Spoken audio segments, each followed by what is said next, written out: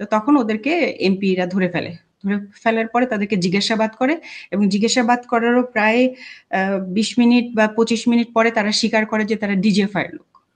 যেটা আমি বলেছিলাম যে 9টা 10 মিনিটে যদি ফায়ার শুরু হয় তাহলে 8টা 20 মিনিটে আমাদের ইউনিটের সামনে সিভিল পোশাকে ডিজিএফআই এর সৈনিকরা কি করছে। আমি প্রশ্ন রেখেছিলাম যে তাহলে কি ডিজিএফআই কিছু জানতো আগে থেকে? না জানলে বিডিআর হত্যাকাণ্ড নিয়ে এবার নতুন তথ্য ফাঁস করলো সাবেক একজন মহিলা বিডিআর সদস্য। বিডিআর হত্যাকাণ্ডের আগে বাংলাদেশের বিভিন্ন জায়গা থেকে আর্মি অফিসারদেরকে পিলখানায় বদলি করে সবাইকে একত্রিত করা হয়েছিল।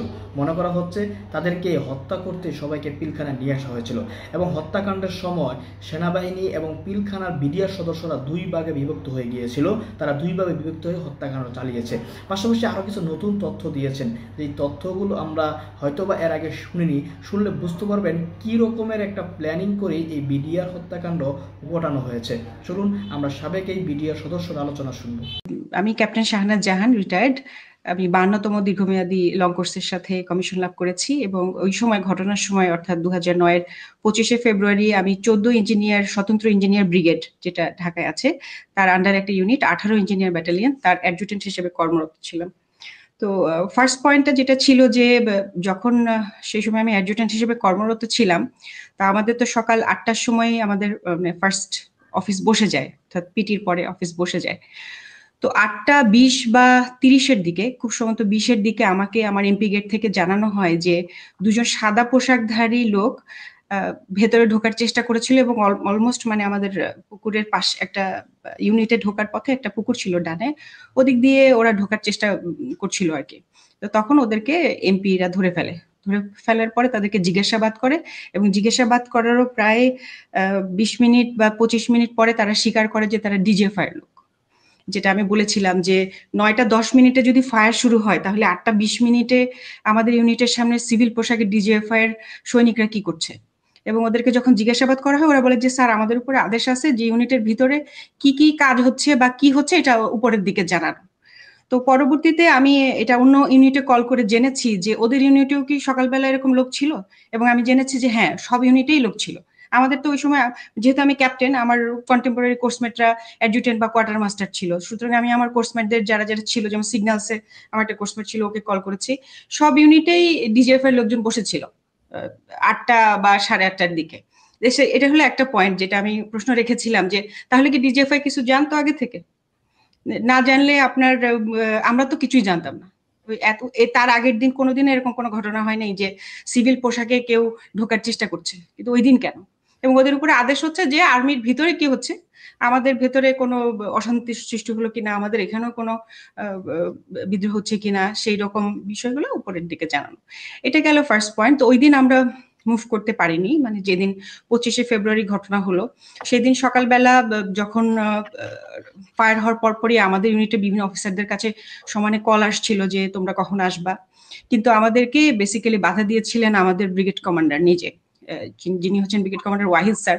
তার কথা আমি বলেছিলাম যে উনি মাত্র 7 দিন বা 10 দিন আগে আমাদের ওখানে নতুন পোস্টেড হয়েছিলেন, আগের যে ব্রিগেড কমান্ডার ছিলেন উনি চলে গিয়েছিলেন। এই যে পোস্টিং এর বিষয়টা, এটা হচ্ছে আমি বলবো যে এক একজন তো এক একটা পার্ট কভার করছে।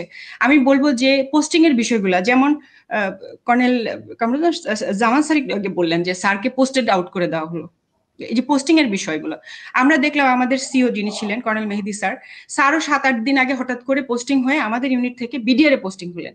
আবার আমাদের যিনি ব্রিগেড কমান্ডার উনিও অন্য জায়গা থেকে পোস্টিং হয়ে এখানে আসলেন। সমস্ত ব্রিগেড কমান্ডাররাই নতুন আসলেন। পুরা ঢাকাটাকে মনে হচ্ছে যেন সেট করে রাখা হয়েছে থ্রু পোস্টিং। যেটা আমি এমএস কে প্রশ্ন করেছি যে স্যার এই প্রশ্নের যদি উত্তর দিতে পারেন কেন এই পোস্টিং গুলা হলো, কেন বিডিআর এর ওই 57 জন অফিসারদেরকে গত 3 মাসে পোস্টিং করে এখানে আনা হলো, আপনি যদি আমাকে এই প্রশ্নের উত্তর দিতে পারেন তাহলে আমি চাকরি করব। ওনারা এই প্রশ্নের উত্তর দিতে পারেন না এবং ওনারা ভয় পেয়েছেন যে আরে তুমি ফোনে আমাকে এইসব জিনিস জিজ্ঞেস করতেছো। সো এই প্রশ্নটা থেকে যায় যে ওই সময় যারা এমএস ব্রাঞ্চের দায়িত্বরত ছিলেন এবং তার উপরে যারা হায়ারার্কি অর্থাৎ চিফ তখনকার সেনা প্রধান, ওনাদের নলেজ ছাড়া তো এই পোস্টিং গুলো হয়নি। তো এই জায়গায় একটা বিশাল একটা কাজ করার জায়গা কমিশনের, যে এই পোস্টিং গুলা কাদের অর্ডারে হয়েছিল, কি ক্রাইটেরিয়াতে ওনাদেরকে তখন এইভাবে পোস্টেড করা হলো, কেন এত কুইক, মানে এই জিনিসটা তো সন্দেহের উদ্রেক করে, তাই না? যে 18 ইঞ্জিনিয়ার্স এর কর্নেল মেহেদী স্যার এত ইম্পর্টেন্ট সব কাজ করছিলাম, কারণ তার আগের 2 বছর কিন্তু, ওই ঘটনার 2 বছর আগে কিন্তু আমরা সবাই সিভিলি ডিপ্লয়েড ছিলাম, আমাদের মাইন সুইপিং চলছিল, আমাদের ইউনিট রাজুকে কাজ করছিল, বিভিন্ন ইম্পর্টেন্ট কাজে মেহেদী স্যার খুব শক্ত হাতে কাজ করছিলেন। তো যখন যেই মানুষটা শক্ত হাতে কাজ করছিলেন তাকে কেন আপনারা বিডিআরে নিয়ে গেলেন, এই প্রশ্নগুলো তো থাকে। তো সেই জিনিসটা আমি কভার করেছিলাম, এবং সেই দিন সারাদিন আমাদেরকে যেতে দেওয়া হলো না। এমআইএসটি থেকে সব অফিসাররা, আমি যেহেতু ইঞ্জিনিয়ার্স ব্যাটালিয়নের, ইঞ্জিনিয়ার্স এর সব অফিসারদেরকেই বাধ্যতামূলকভাবে এমআইএসটির অর্থাৎ মিলিটারিতে সিভিল ইঞ্জিনিয়ারিং করতে হয়। তো সেই সময় কিন্তু ক্যাপ্টেন ফুয়াদ স্যার, যার কথা বললেন, উনি আমার ইউনিটের অফিসার ছিলেন, 46 লং কোর্সের স্যার, সুবাল স্যার, ওনারা সবাই ইয়ে থেকে চলে আসলেন, এবং এসে ওনারা বলতেছেন যে আমাদের অস্ত্র কোথায়, আমরা যাবো কখন? ওনাদের এটা মাথায় নেই যে আমাদেরকে যেতে দেওয়া হবে না। এবং উল্টা আরো কোয়ার্টার গার্ডকে খুব নিরাপদে রাখতে বলা হলো, যাতে হঠাৎ করে মাথা গরম করে কোনো অফিসাররা অস্ত্র নিয়ে বের না হতে পারে। ওই দিন সারাদিন আমরা বের হতে পারিনি, আমাদের কাজ ছিল 25 তারিখে সারাদিন টিভির সামনে বসে বসে দেখা যে আসলে কি আপডেট দিচ্ছে। এবং আমি আরেকটা কথা বলেছিলাম যে জিনিসটা অনেকে মিস করেছেন, যে এনডিটিভি, ভারতের এনডিটিভি আমাদের ইউনিট থেকেই, পরবর্তীতে আমি জেনেছি, আচ্ছা 36 লং কোর্সের মেজর শরীফ স্যার, যাকে নিয়ে এখন জুলকারনাইন সামি একটা প্রোগ্রাম করে করেছেন, যে তারেক সিদ্দিকীর ক্যাশিয়ার ছিলেন বা ক্যাশ ম্যানেজমেন্ট করতে পারেন, কারণ স্যারকে আমি সে তারেক সিদ্দিক স্যারের শাশুড়ি যখন অসুস্থ ছিল সিএমএইচ এ, সেই সময় একদিন স্যারকে আমি ফোন দিয়েছিলাম, শরীফ স্যারকে, যে স্যার আপনি কোথায়? বলে আরে বলো না, আমি তো দিন রাত, মানে নিজের বাসা নিজের রেখেও, মানে নিজের ওয়াইফকে রেখে উনি দিন রাত তখন সিএমএইচ এ থাকতেন ওনার শাশুড়ির সেবা যত্ন করার জন্য। সেই সময় শরীফ স্যার আমার ইউনিটে ছিলেন, 18 ইঞ্জিনিয়ার্স ছিলেন। আমার মনে আছে যে উনি আমার পাশাপাশি বসা, আমরা সবাই মধ্যে বসা, আমাদের আপনার যেটাকে বলে যে অফিসার্স, মানে ছোট মেসের মতন আর কি, যেটা ফিল্ড মেস বলি আমরা, ফিল্ড মেসে বসা। তো স্যার সেখানে বলতেছেন এই এনডিটিভি দাও তো, এনডিটিভি দাও তো। এটা স্যারের মাথায় আসছিল যে তা আমরা 3টা সাড়ে 3টার সময় দেখছি যে এনডিটিভি ক্লিয়ার দেখাচ্ছে যে দুপুর, এটা আপনারা যদি একটু রিসার্চ করেন ইলিয়াস ভাই তাহলে পাবেন যে উনারা এত ক্লিয়ার ইনফরমেশন দিচ্ছে কতজন মারা গেছে, জেনারেল শাকিল যে মারা গেছে কনফার্ম করেছে তারা 3টা বা সাড়ে 3টার দিকে। অথচ ওই দিন সন্ধ্যা 6টার আগে আমরা তো কেউ তো ঢোকেই নাই, আর্মির ভেতরে তো কেউ ঢোকার প্রশ্ন আসে নাই। ভেতরে যে আশেপাশের যে মুনি সাহা বা তথাকথিত যেসব সাংবাদিকরা পাশেও ছিলেন, তারাও কিন্তু কোনো চ্যানেলে এটা কনফার্ম করতে পারেনি যে ভেতরে কি জেনারেল শাকিল বেঁচে আছেন নাকি মারা গেছেন। তো ওই জিনিসটাও একটা প্রশ্ন থাকে যে ভারতীয় চ্যানেলরা তো কিছু জানে কিভাবে, তা তো ক্লিয়ার ইনফরমেশন দিচ্ছে একদম, ওই কাটিংটা যদি পাওয়া যায় আমার মনে হয় ক্লিয়ারলি পাওয়া যাবে যে এতজন মারা গেছে এইভাবে তারা বলছিল। এবং সেই দিন আমি আরেকটা ইনফরমেশন পাই সন্ধ্যা 7টার পরে, আমার তৎকালীন হাজবেন্ড যিনি পরবর্তীতে মারা যান, তিনি ছিলেন 44 আপনার মানে বিএমএ লং কোর্সের কন্টেম্পোরারি, উনি ছিলেন ফাইটার পাইলট, কোঅর্ডিনেটর আশরাফ ইবনে আহমেদ। তো তার কাছে আমি একটা ইনফরমেশন পাই, যেমন সে তখন ঢাকায় ছিল, তার ইউনিটে ছিল, সে মিগ 29 এর পাইলট ছিল। সে আমাকে ওই 7টা বা সাড়ে 7টার দিকে জানায় যে তার একজন আত্মীয় সিভিল, সে নাকি তাকে ফোন করেছিল এবং তারা বলেছিল যে তারা খুব ভয় পাচ্ছে, মানে এই জিনিসটার সাথে অনেকগুলো প্রোগ্রামার যুক্ত ছিল। প্রোগ্রামার, এই যে জিনিসটা আমি অনেকে বলতে শুনেছি, আবার অনেকে বলতে শুনি। প্রোগ্রামার মানে উনি হচ্ছেন খুব ভালো, আচ্ছা ওনার ব্যাপারটা বলি, উনি হচ্ছে আশরাফের ক্লোজ আত্মীয় ছিল। আশরাফের মাধ্যমে সে ডিজিএফআই তে একটা কাজ পায়, প্রথমে মনে হয় ওর একটা ওয়েবসাইট, ও ডিজিএফআই এর কিছু অফিসারের সাথে তার পরিচয় হয়, পরিচয় হওয়ার পরে সে প্রথমে কিছু ওয়েবসাইট বানানোর কাজ এগুলি পায়। পরবর্তীতে সে নাকি কল করে বলেছে যে ওদেরকে একটা কাজ দিয়েছে যেখানে অনেকগুলো প্রোগ্রামার একটা রুমে ছিল। জিনিসটা আপনাকে বুঝাই, তাদের কাজটা কি ছিল, ধরেন অলরেডি কিলিং শুরু হয়ে গেছে, অফিসাররা বিভিন্ন জায়গায় ছিটকে চলে গেছে, কেউ কবরস্থানে, কেউ কারো কোনো এনসির বাসায়, কেউ কারো কোনো জেসিওর বাসায় গিয়ে আত্মগোপন করে আছে। তখন তারা কি করছে, সবাই টেলিফোনে কথা বলছে, আমার বাসায় সবাই ঠিক আছে কিনা, বাইরে ফোন দিচ্ছে। এই টেলিফোনটা যাওয়ার সাথে সাথে একটা জিআর বা একটা ম্যাপিং জিওগ্রাফি ব্যবহার করে, অর্থাৎ ওই ফোনের সিগন্যালটা ধরে ওনার লোকেশন বের করা যায়, এইরকম একটা প্রোগ্রাম সেই সময় ওখানে ওনার আগে থেকে সেট করা ছিল। কতটা পরিকল্পিত, সেই প্রোগ্রামারটা ওই ওই কাজটার সাথে যুক্ত ছিল এবং তার ভাষ্য মতে তার সাথে আরো কয়েকজন ওই টেবিলে ছিল। এখন ওইখানে এই কাজটার যে কমান্ড দিচ্ছিল তাকে তারা দেখে নাই। যেমন আমরা আজকাল অনেক সাইবার ইয়ে দেখি না, ক্রাইম দেখি না, যে আপনি বসকে দেখতে পাচ্ছেন না, শুধু তার ভয়েস কমান্ড শুনছেন। সে যেমন বললো যে ওকে একটা সিগন্যাল দিল, ওই সিগন্যাল দেওয়ার সাথে সাথে ওনারা কি করলো, ওনারা ম্যাপিং করে ওই জিআরটা বের করলো এবং বের করে ওই লোকেশনটা দিল যে এই লোকেশনে এই লোকটা আছে। এবং একটু পরে দেখা গেল যে বিডিআর এর লোকে ওই জওয়ানগুলা ঠিক ওই লোকেশনে গিয়ে ওই অফিসারটাকে ধরে এনে মারছে। এটা হয়েছিল। এখন এইটার টেকনোলজি কি বা সেটা আমার জানা নাই, কিন্তু এটা আরো রিসার্চের মানে জায়গা রাখে এবং কমিশন এটা করতে পারে। এবং আমি যতটুকু জানি যে গ্রামীণ ফোন, সিটিসেল যে এটা ব্যবহার করুক না কেন, যার যে ফোন থাকুক না কেন, ওই ফোনটা ইন্টারসেপ্ট করার জন্য একটা পার্টিকুলার ডিভাইস দরকার ছিল, যেই ডিভাইসটা ওই বিডিআর এর ভেতরেই লাগানো থাকতে হবে। এবং এটা আমার ইন্টারগেশন, যখন আমি 27শে ফেব্রুয়ারি ঢুকি, আমি জিজ্ঞেস করেছিলাম যে এরকম কোনো তোমাদের টাওয়ারে কোনো মেশিন লাগাইছে নাকি, তখন অনেক সৈনিক বলেছে যে হ্যাঁ তো স্যার লাগাইছে। ওই বিষয়টা আসতে পারে। এই ছিল আমার গেল হলো 25 তারিখ। 26 তারিখে আমরা সারাদিন আবাহনী মাঠে ছিলাম। আমাদেরকে মুভ করতে বলা হলো, কিন্তু আমাদেরকে বলা হলো যে আদেশ দেওয়ার আগে আমাদের ভেতরে ঢোকার দরকার নেই। 46 ব্রিগেড অলরেডি এই দায়িত্বে আছে, তারা কর্ডন করছে, তারা অন্যান্য কাজকর্ম করবে। যখন আমাদের এক্সট্রা রিজার্ভ ফোর্স হিসেবে ইঞ্জিনিয়ার ব্রিগেডকে দরকার হবে, আর্মস তো দুইটা এরপরে আছে, সিগন্যালস একটা ব্রিগেড আছে, তো আমাদেরকে তখন ডাকা হবে। তো ওইখানে ওই আবাহনী মাঠে 26 তারিখ সারাদিন সকাল থেকে সন্ধ্যা পর্যন্ত, সকাল থেকে একেবারে আপনার রাত 8টা পর্যন্ত আমি ওখানে উপস্থিত ছিলাম। আমরা বুলেট প্রুফ জ্যাকেট পরে, এবং আমি একমাত্র নারী কর্মকর্তা ছিলাম সেখানে। আমাকে বলা হয়েছিল যে বিকাল 4টার দিকে আমাদের একটা ইউনিট প্রবেশ করবে এবং আমাকে একটা ভার্বাল অর্ডার দেওয়া হয়। অর্থাৎ আমরা যখন কোনো অপারেশনে যাই, যেখানে একটা ফিল্ড অপারেশন হয়, সেখানে একটা ম্যাপ এঁকে যে কোথায় গিয়ে কে কোন পজিশন দখল করবে, সেরকম একটা অর্ডার দেওয়া হয়। আমার কাছে মনে হয় যে এই জিনিসটা আমাকে যিনি দিচ্ছিলেন, আমার সিনিয়র একজন অফিসার মেজর মাহবুব স্যার যিনি দিচ্ছিলেন, উনিও মানে আমি ওনাকে দেখে বুঝতে পেরেছিলাম যে উনিও বিশ্বাস করেছিলেন যে আমরা ভেতরে যাব। এটা খুব সুন্দর আমাদেরকে কাম ডাউন করার জন্য বা আমাদেরকে সান্ত্বনা দেওয়ার জন্য করা হয়েছে। না হলে এত দূর ভার্বাল অর্ডার দেওয়া পর্যন্ত মানে প্ল্যানিং করা, সেটা একটু আশ্চর্য তো বটেই। পরে আমি জানলাম যে আদৌ আমাদেরকে ঢুকতে দেওয়ার কোনো প্ল্যান ছিল না, কিন্তু মানে আমাদেরকে কাম ডাউন করার জন্য এই ধরনের একটা ফোনি মানে প্ল্যান করা হয়েছিল বা দেয়া হয়েছিল।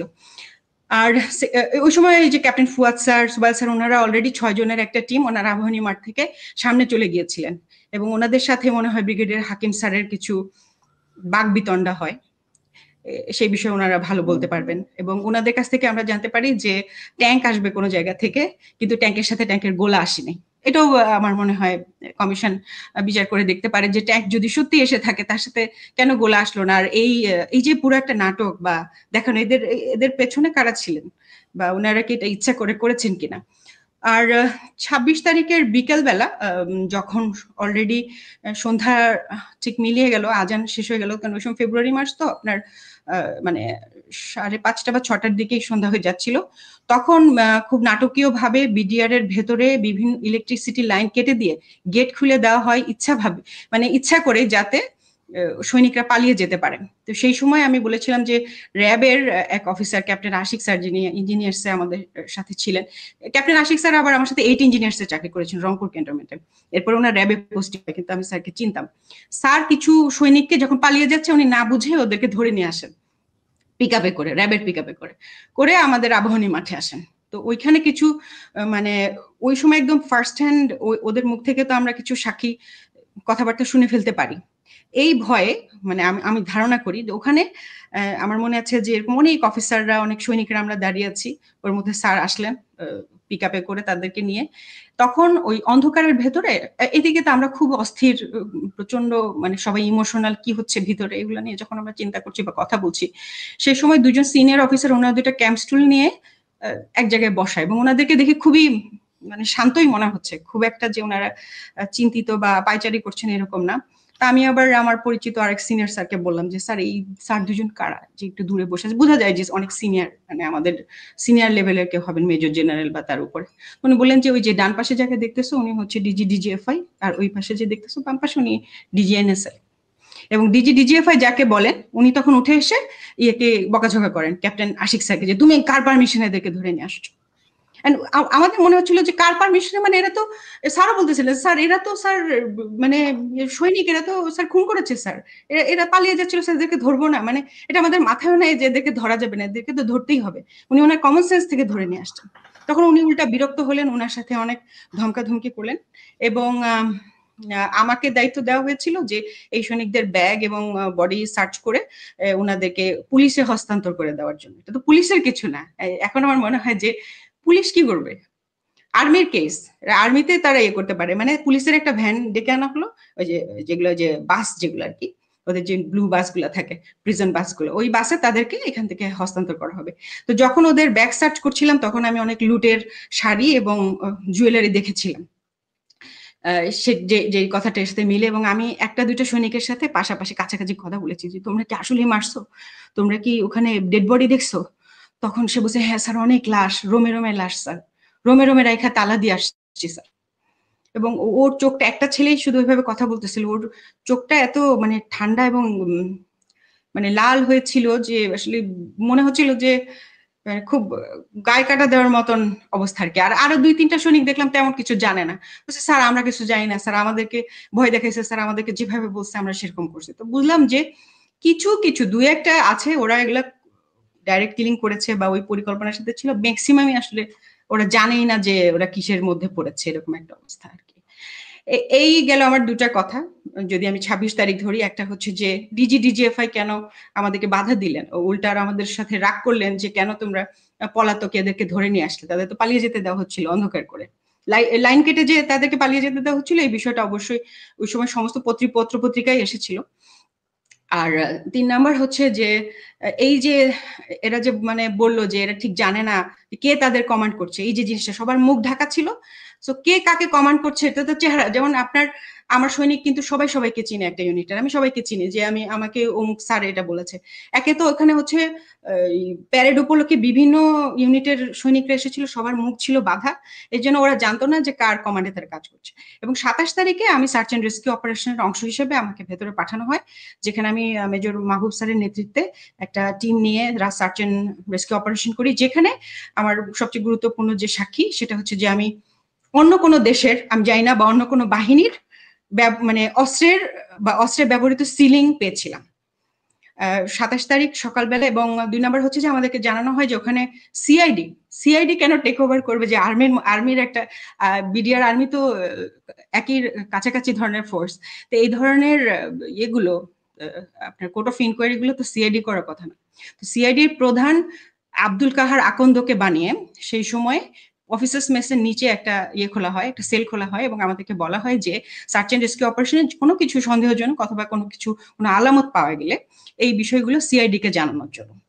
এবং আমি নিজে দেখেছি যে প্রথম যে আলামতটা আমি পাই, যেটা ছিল কিনা একটা সৈনিকের বাসায় এক জায়গায় কিছু ব্লাড ছিল, আমি বলেছিলাম যে একটা মানুষকে টেনে হিচড়ে নিয়ে যে গেলে যে এরকম একটা অবস্থা তৈরি হয়, সেটা যখন আমি তাদেরকে জানাই, তারা ইন্টেনশনালি কোনো রকম ছবি না তুলে এবং কোনো রকম প্রমাণ না রেখে ওটাকে মুছে ফেলেছিল, মপিং করে মুছে ফেলেছিল। ওইটা আমার নিজের চোখে দেখা। প্রথম থেকে তাদের কাজ ছিল কিছু ওদেরকে বললে ওরা মুছে ফেলতেছে। ওরা আগুন, আমি এরপরে যে এক জায়গায় আগুনে ওনাকে মনে হয় পুরানো হয়েছে কোন একটা অফিসারকে, ওনার মানে আপনার জুতার টুকরা, পোড়া পোড়া কাপড়ের টুকরা, এগুলো একটা মানে আমাদের ইয়ে দিয়ে, যে ইঞ্জিনিয়ার্স এর কিন্তু এক্সকেভেটর থাকে, আমাদের একটা এক্সকেভেটর নিয়ে যাওয়া হয়েছিল, ওইটা দিয়ে ওরা খুঁড়ে বের করছিল। তো আমি যখন ওনাকে বলছি, ওটাও ওরা মানে গায়েব করে দিচ্ছে, এবং আপনি কোনো রিপোর্টে কোথাও এগুলি পাবেন না। তো তাহলে কি আমি ধরে নিব যে আব্দুল কাহার আকন্দ সবকিছু জেনেই শুরু থেকেই আলামত ধ্বংস করেছিল? এবং কনক স্যারের প্রোগ্রামে যেদিন আমি এই কথাটা বলি, ওই দিন উনি বাংলাদেশে ছিলেন, ওই দিন রাতে উনি পালিয়েছেন। ওই দিন রাতে উনি যখন এয়ারপোর্টে গিয়েছেন, ওনার নামটা যখন আমি বলি, সেই দিন রাত্রেবেলা কিন্তু কনক ভাই ফোন দিয়েছিলেন এয়ারপোর্টে, এবং এয়ারপোর্ট ইমিগ্রেশন পুলিশ আমতা আমতা করলো, এবং এই কথার মাঝখানে উনি পালিয়ে চলে গেলেন। এটা আরো পরিষ্কার যে আমি যেদিন বললাম ওনার নামটা, সেদিন রাতে উনি পালিয়ে গেলেন।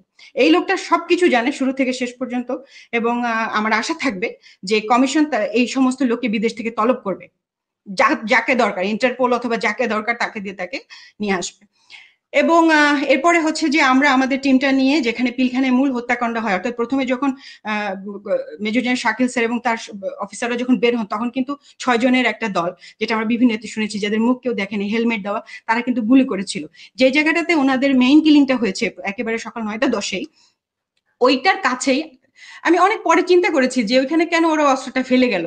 আসলে কাজ করতে গেলে ভুল হয়, একদম সব মাস্টার যারা তাদেরও ভুল হয়। ওইখানে একটা অস্ত্র ছিল যেটা তখনও হাফ লোডেড ছিল, 15টা বা 16টা ইয়ে তখনও ভেতরে ছিল 30টা রাউন্ডের মধ্যে। তো এটা আমার একটা সৈনিক পেয়েছে, ওদের দিয়ে এরকম গিয়েছে যে স্যার এটা কি, স্যার এখানে একটা অস্ত্র পড়ে আছে, মানে ওটা একটা সাইডে আপনার বারান্দাটা, তো বারান্দাটার যে এটা আমার ভিডিওতে আছে। সৌভাগ্যক্রমে সেখানে এনটিভির একটা দল, তারা বিভিন্ন জায়গায় ছুটে ছুটে ছুটে বেড়াচ্ছিল বিভিন্ন অফিসে, আপনি এখানে কি করছেন, আপনি এখানে কি দেখলেন, এরকম ওরা রিপোর্ট করছিল। তো ওই সময় একটা টিম, ওই যখন আমি অস্ত্রটা হাতে নিয়েছি তখন ওরা এসে উপস্থিত হয়, আমি দেখিও নেই যে ওরা আমার ভিডিও করছে। তো ওরা একজন এসে বললেন যে আপা আপনার হাতে এটা কি, আপনি এটা কি দেখতে পাচ্ছেন। তখনই আমি হাতে অস্ত্রটা নিয়ে একদম বিস্ময়ে হতবাক হয়ে গেলাম, কারণ ওই যে সিলিংটা লাগানো ছিল, এই লিঙ্কটা আমাদের বাংলাদেশ আর্মির না, এবং বাংলাদেশ মানে বিডিআর এরও না। বিডিআর আর্মি একই অস্ত্র ব্যবহার করে, 7.62 মিলিমিটার রাইফেল 56।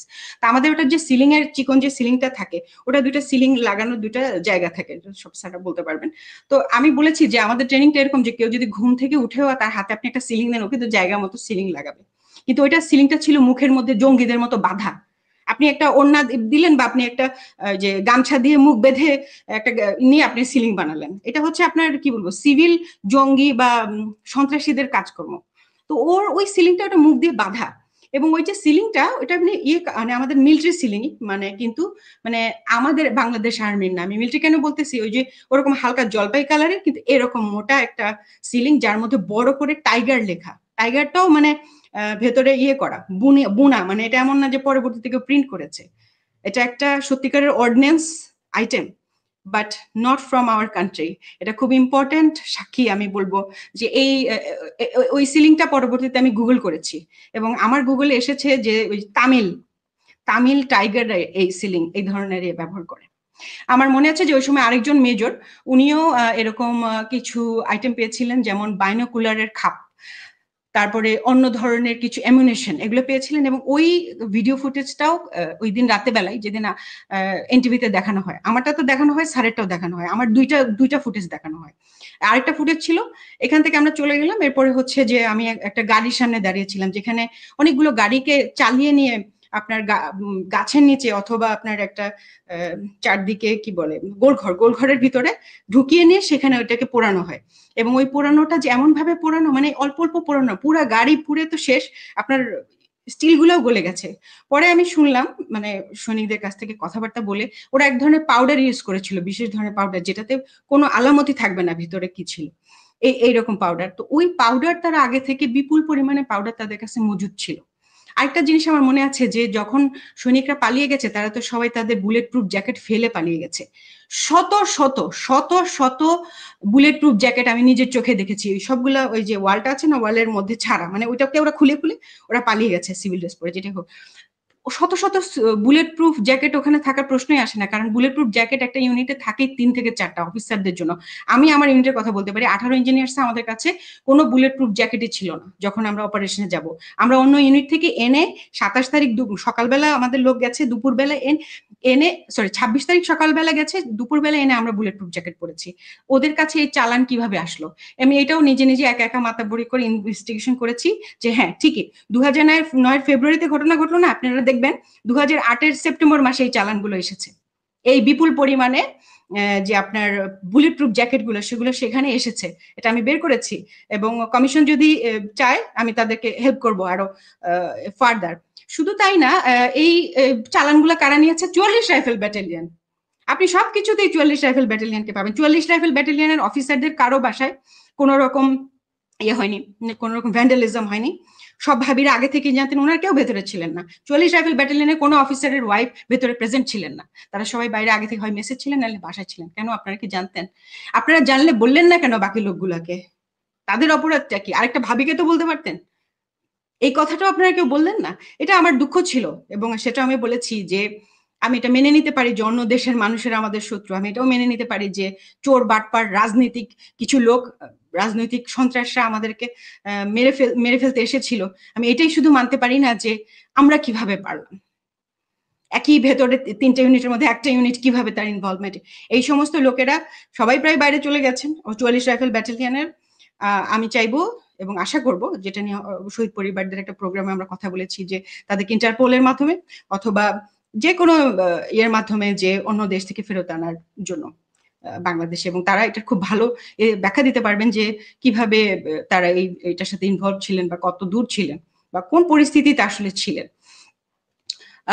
তো এই বিষয়টা এবং ওই কাটিংটাও এনটিভির কাছে আছে। আমি জানি না এতদিন পরে এনটিভি কে তলব করলে তারা আমাদের ওই ফুটেজ গুলা দিবে কিনা, ভিডিও ফুটেজ গুলা। অ্যাটলিস্ট কমপক্ষে 5 থেকে 10টা ফুটেজ ওদের কাছে ওই সময় আছে, কারণ ওই টিমটা ওই সময় ঘুরে বেড়াচ্ছিল এবং বিভিন্ন অফিসারদের কাছ থেকে আলামত গুলা সচিত্র ভাবে নিচ্ছিল। তো সেদিন রাত্রেবেলায় আমার ফুটেজটা তারা দিয়ে দেয় এবং তখন আমার সিও কে ডিজিএফআই থেকে ফোন করে থ্রেট দেওয়া হয় এইরকম ভাষায় যে এটা আমরা যেভাবে সে কথা বলছিল, যেখানে আগে থেকে পরিকল্পনা, মনে হচ্ছে এত অস্ত্র বারুদ কোথা থেকে উপস্থিত ছিল। আমি যেভাবে বলেছিলাম ওখানে আমি বলেছিলাম যে দেখে তো আসলে কোনো বিদ্রোহ মনে হচ্ছে না, একটা পরিকল্পিত লিডারশিপ আছে এরকম মনে হচ্ছে।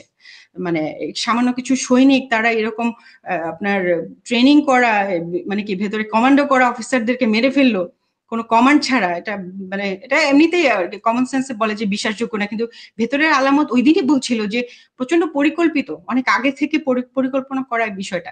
ওই কথাগুলো তো আমি ওই দিনই বলেছি। তারপরে যেটা হলো যে আমি এরপরে চাকরি ছেড়ে দিই একদিন পরে, আর 27 তারিখে, তো আমি 28 তারিখে আমি প্রথমে ইয়ে করি, অ্যাপেন্ডিক্স যে সাবমিট করি যে আমি এখানে আর চাকরি করব না, কারণ হচ্ছে আমার মোরাল ডাউন হয়ে গেছে।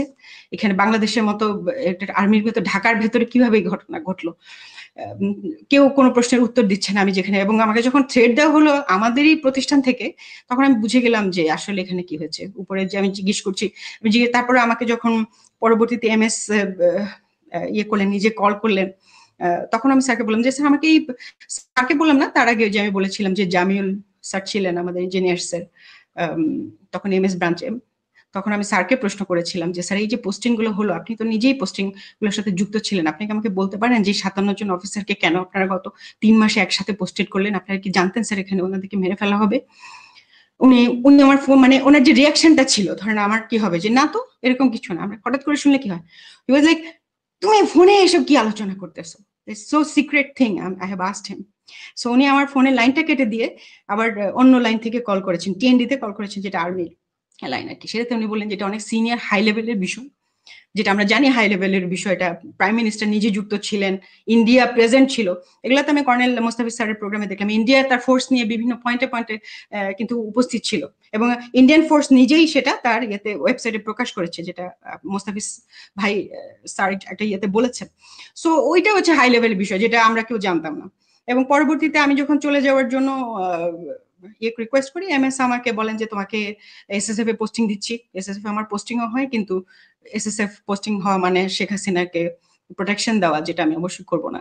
এবং সে কারণে পরবর্তীতে আমি সব কোন রকম সুযোগ সুবিধা ছাড়াই যাতে তাড়াতাড়ি বের হতে পারি, সেই কারণে, যার কারণে আমি জানতাম যে ওনারা আমাকে ছাড়বেন না, সহজে ভেতরে রেখেই টর্চার করার চেষ্টা করবেন। এবং ওনারা বলেছেন যে আমি যেহেতু আমার অ্যাপেন্ডিক্স যেতে লিখেছি যে আমি হাইলি ডিমোরালাইজড, এবং আমি মনে করি না যে ভবিষ্যতে বাংলাদেশ আর্মি আমাকে প্রোটেক্ট করতে পারবে যদি এই ধরনের অ্যাটেম্পট আবার হয়। এটা তারা পারবে না বিধায় আমি চলে যাচ্ছি। ওই আমার ওই ধরনের স্টেটমেন্টের জন্য আমাকে বলা হয় প্রধানমন্ত্রীর দপ্তর থেকে যাতে আমি আমার কথা চেঞ্জ করি এবং অন্য ইয়েতে যাওয়ার চেষ্টা করি। মানে তারা তাদের যেটা আর কি আর্মির যেটা সুযোগ সুবিধা বা ফেসিলিটি, সেটা নিয়ে আমি যেতে পারবো না। So I just gave up, দরকার নেই। আমি আমার অ্যাপেন্ডিক্স কে দিয়ে আমি কমিশন সমর্পণ করে বের হয়ে আসি। আচ্ছা, শাহনাজ ম্যাডাম, আপনাকে যে শেষে বলা হলো যে আপনি আপনার বক্তব্য পরিবর্তন করতে হবে, এটা কি প্রধানমন্ত্রী কার্যালয় থেকে? এটার একটা ক্রনোলজি ছিল, সেটা হচ্ছে যে আমরা যে অ্যাপেন্ডিক্স যেটা সাবমিট করি, এটা তো প্রথমে মানে অ্যাডজুটেন্ট হিসেবে, খুব জুনিয়র হিসেবে আমি আমার অ্যাপ্লিকেশন করার পর এটা আমার সিওর কাছে যাবে, কমান্ডিং অফিসার কাছে যাবে, তারপরে যাবে ব্রিগেড কমান্ডারের কাছে, তারপরে এটা উপরে যাবে। তো আমার কমান্ডিং অফিসার ওটা দেখেছেন, উনি ভেবেছিলেন যে এটা দেওয়া হবে না, কিন্তু উনি কিন্তু অ্যাপ্রুভ করেছেন, মানে ওটার উপরে লিখেছেন ঠিক আছে যেটা আছে সেটা। প্রথমে আমাকে ব্রিগেডের ওয়াহিদ সাহেব, যার কথা বলছিলাম, যিনি আমাদের বাধা দিচ্ছিলেন ইউনিটে, ওনার কাছ থেকে প্রথম বাধা আসে। উনি প্রথমে বলেন যে এটা চেঞ্জ করার জন্য শাহনাজকে বলো, মানে উনি আমার সিও কে বলেন। এবং উনি আমাকে একটা ইন্টারভিউতেও ডাকেন, মানে আমাকে বুঝানোর জন্য যে আমি যাতে আর্মিতে থাকি, কারণ এটার জন্য ওনাকে উত্তর দিতে হবে যে তোমার অফিসার কেন চলে যাচ্ছে। তো তখনও আমি ওনাকেও প্রশ্ন করেছিলাম যে আপনি কি আমাকে উত্তর দিতে পারেন যে আপনি কেন একটু ইমোশনাল হলেন না, আপনার কোর্সমেটরা মারা গেল, আমরা যেখানে কান্নাকাটি করছি। তো উনি এটার উত্তর দিতে পারেননি। তারপরে আমাকে বললেন এখান থেকে যায় তুমি কি করবা, বাইরে গিয়ে কি চাকরি করবা তুমি, বেশি হইলে একটা বাচ্চার মা হবা, খুব মানে মানে শ্লেষমাপূর্ণ ভাষায় উনি আমার সাথে এগুলো বলেছিলেন।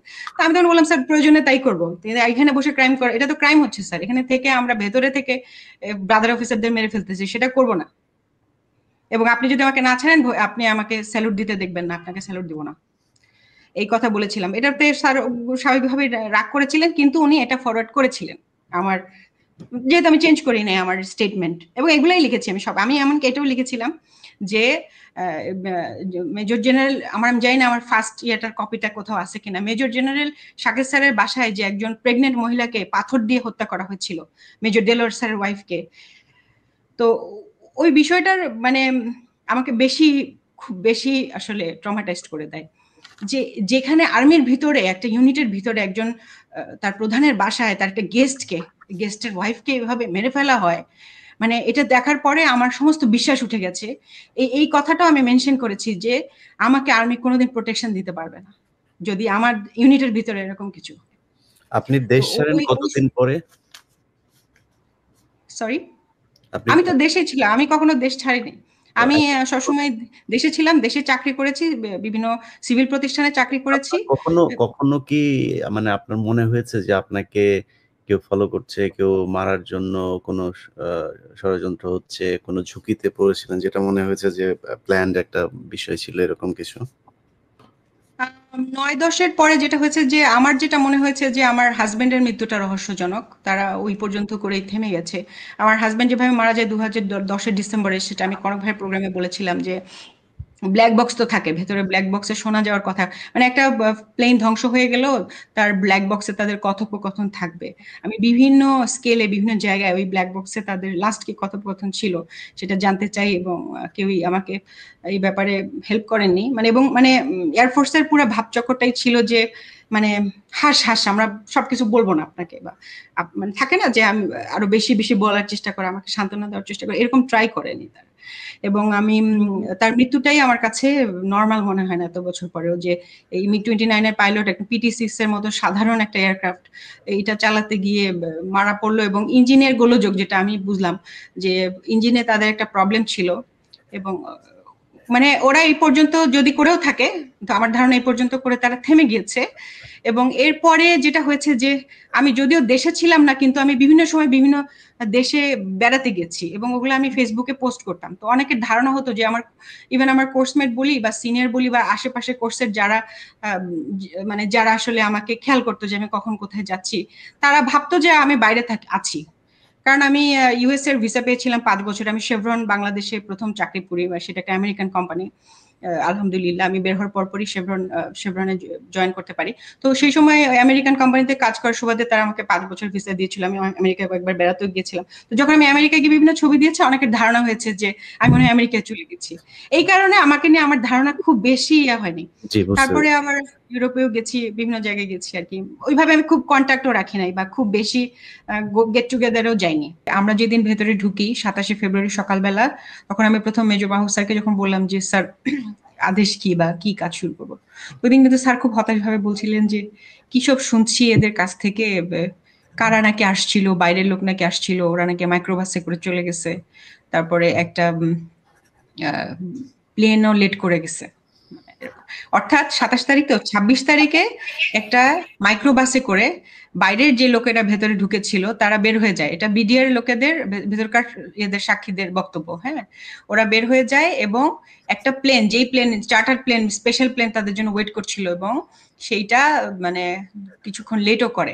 এই বিষয়টাও আমি কনক স্যারের প্রোগ্রামে বলেছিলাম, এখানে মিস করেছি। এটা অবশ্যই বের করতে হবে যে ওই মাইক্রোবাসের ব্যাপারে অবশ্য পরবর্তীতে অনেক কিছু শুনেছি, এমনকি টেলিভিশনে ওই সময় দেখানো হচ্ছিল যে দুনিয়ার কাউকে ঢুকতে দেওয়া হচ্ছে না, আর্মিকে ঢুকতে দেওয়া হচ্ছে না, কিন্তু রেড ক্রিসেন্ট যেটা সেনাবাহিনী দ্বারা পরিচালিত হয় এখনো, তো মানে হেড আমি শুনেছিলাম রেড ক্রিসেন্টের একটা মাইক্রোবাসকে কিন্তু ঢুকতে দেওয়া হচ্ছিল। কি গ্রাউন্ডে? মানবতার গ্রাউন্ডে। মানবতার কোনো গ্রাউন্ডে কোনো লোক ওখানে ঢুকতে পেরেছে? তাদের কিন্তু একটা ওই সময় ঢুকেছিল, এবং ওইটা ওই সময়কার ফুটেজ গুলোতেও আছে। তো ওইটা বের হয়ে যায়, এবং বিডিআর সাক্ষীদের কথা মতে ওখানে ভেতরে কিলাররা চলে যায়। এবং আমি অন্য সূত্র থেকে জানি, হয়তো ক্যাপ্টেন ফুয়াদ স্যার বলবেন, ফুয়াদ স্যার ওই মাইক্রোবাসটাকে আটকে ছিলেন এবং উনি একবার খুলে ভেতরে দেখেছিলেন যে এরা কারা। উনি তো বুঝে নাই, মাত্র ড্রেস চেঞ্জ করে ওরা ইয়ে করছিলেন। তখন ইমরুল কায়েস স্যার নাকি এসে ধমক দিয়ে ওই একদম একটা কে বলছে এখানে। এটা আমি স্যারের অন্য একটা ইয়েতে শুনেছি, স্যার যদি ডিরেক্টলি এখানে বলেন। তো আমার কথাটার সাথে ওই কথাটা মিলেছে, এই জন্যই স্যারকে কোট করলাম যে এখানে তো সৈনিকরা বলেছে যে মাইক্রোবাসে করে কারা চলে গেছে, এই খুব ইম্পর্টেন্ট কথাটা মিস হয়েছে, যেহেতু আপনি ক্লুগুলা কালেক্ট করছেন। এই একটা। আর 2 নাম্বারটা হচ্ছে, সবসময় আমার মনের মধ্যে প্রশ্ন ছিল যে ওই সময় তো একটা ডিটেল এই যে ভিডিও ছবি ব্রিগেডিয়ার হাসান নাজির স্যারের কাছে ছিল, এমনকি লেফটেন্যান্ট জেনারেল জাহাঙ্গীর স্যার, যিনি বর্তমানে আমাদের স্বরাষ্ট্র উপদেষ্টা, উনি নিজে দেখেছিলেন এইসব ফুটেজ, তাই না? সুমন স্যার যেটা বললেন যে গুলজার স্যারকে যে মারা হবে সেজন্য যে কবর খোঁড়া হবে, এই ভিডিও যে একটা সৈনিক করেছিল, এইটা তো স্যার জাহাঙ্গীর স্যারকে দিয়েছিলেন।